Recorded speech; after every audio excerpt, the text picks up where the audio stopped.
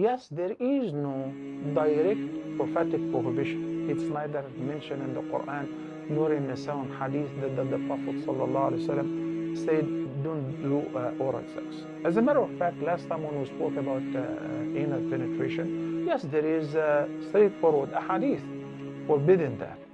But when it comes to oral sex, and since it was not even considered, it wasn't on the screen, it wasn't something that people even inquired about in the past, simply because of the widespread of the porn clips and having these sceneries available to everyone. Then people started to learn, getting aroused, learning, trying to experiment, navigating.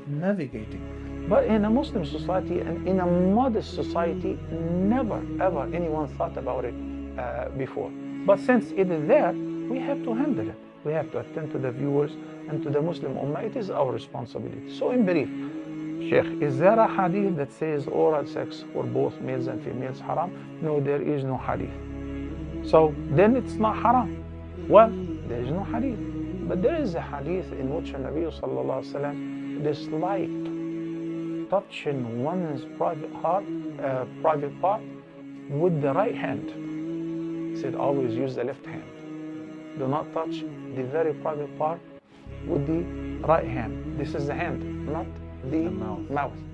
So if you look at it from the perspective of not the old school cleanness, considering that, this tongue is normally used for the remembrance of Allah, the recitation of the Quran, it is better to avoid it. But do we have a reference where the Prophet ﷺ said it is haram? No, we don't. So let's put it this way. So regarding the issue that Mufti Menk mentioned, that someone asked, like a lady asked him via email about that she needed it, she is inquiring it from her husband.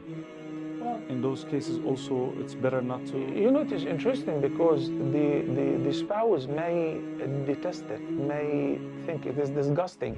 And of course in small circles and in the counseling sessions, one of the partners say that it is disgusting. I feel like I want to throw up, and the other partner enjoys it. So not because you enjoy it, you make your partner throw up or vomit. They don't like it. Even if it is halal, don't push them to do it. I actually came across a few years ago someone who said that one of the questions before marriage was, what's your opinion on oral sex? And they were embarrassed. They said, how could they have asked this question pre-marriage?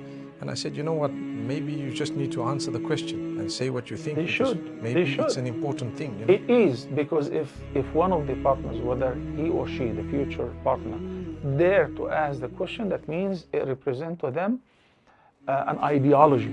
You see, there was a time when this was not even asked because it didn't exist. I mean, people might laugh at it, but there was a time, like if it did happen, it would have been mentioned somewhere in the kutub, somewhere in the hadith, somewhere in the Islamic history. But because there is no mention of it before a certain time, so it's become urf, or it's become from the urf of certain people, it's seeped into those who were more modest about this particular thing.